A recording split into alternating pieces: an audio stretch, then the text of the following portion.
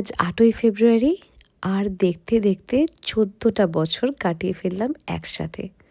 ঝগড়াঝাটি, রাগ, ভালোবাসায় এতগুলো দিন যে কিভাবে পেরিয়ে গেল সত্যি টের পাইনি।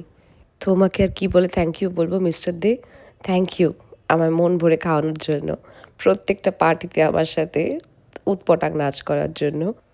সময় অসময় যখনই আমার ভালো লাগে তখনই আমাকে নিয়ে পাহাড়ে ছুটে এসে কাঞ্চনজঙ্ঘা দেখানোর জন্য অনেক অনেক থ্যাংক ইউ সময় অসময় সবসময় আমার চা খাওয়ার সাথী হওয়ার জন্য। থ্যাংক ইউ মাঝ রাস্তায় দাঁড়িয়ে ভুলভাল নাচ করার জন্য।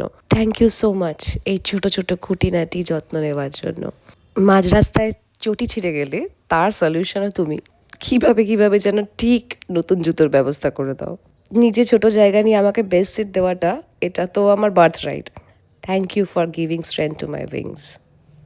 এটা আমাদের দুজনের একসাথে first snowfall experience. Thank you for making my life like a Yashraj heroine, isn't it?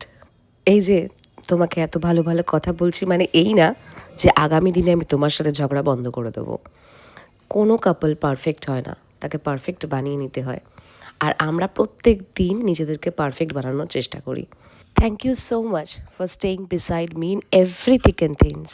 We will achieve the goals together. We will see the world together.